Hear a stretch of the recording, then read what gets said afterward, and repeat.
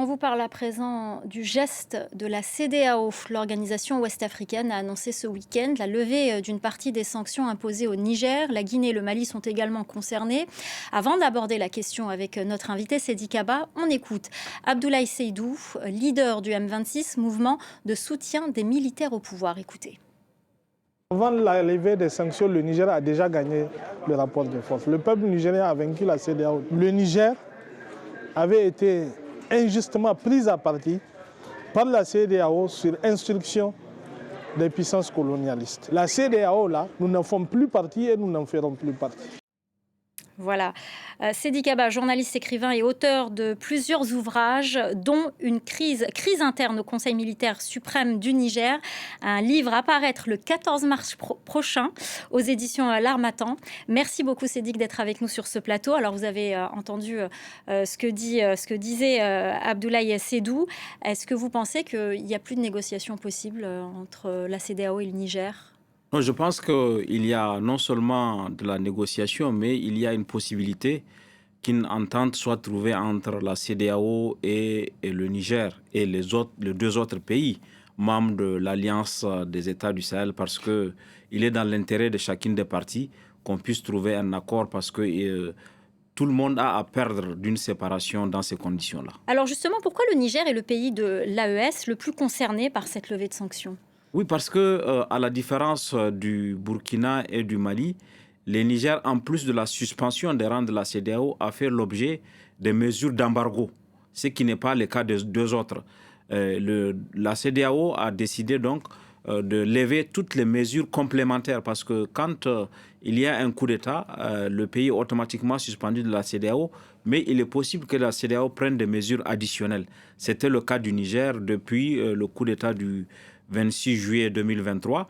Et là, la CEDEAO a décidé de lever toutes les sanctions supplémentaires, mais en maintenant la suspension du Niger de ses rangs.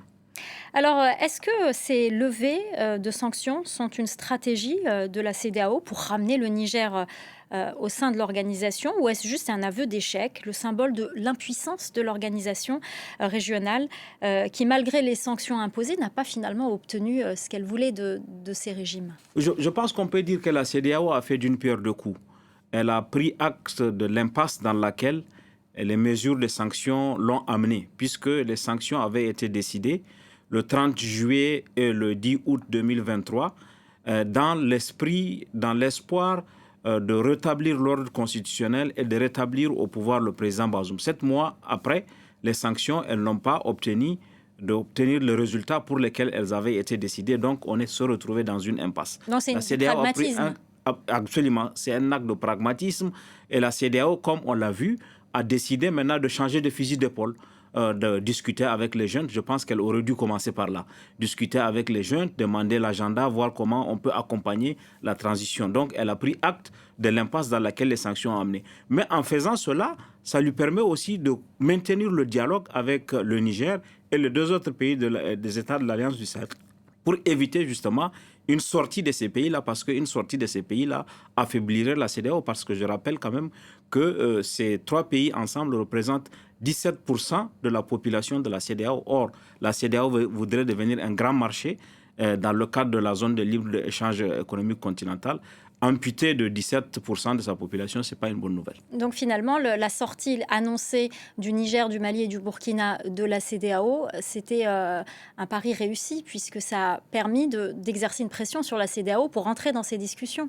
Ça a permis de construire un rapport de force. Les pays n'étaient pas écoutés avec une oreille bienveillante à l'époque où ils parlaient. Mais avec la décision de se retirer, je crois que la Commission et les chefs d'État ont estimé qu'il faut poursuivre le dialogue avec ces pays-là et éviter surtout qu'ils s'en aillent, parce que s'ils s'en vont, ça va affecter l'intégration régionale, mais ça va aussi affecter la lutte contre l'insécurité, puisque comme vous savez, Myriam, maintenant la menace terroriste, elle est en train de se déplacer du Sahel vers les pays du Golfe de Guinée. Alors, on va en parler dans quelques instants. Dernière question concernant le Niger. Est-ce qu'il y a eu des discussions avant l'annonce de la levée des sanctions ?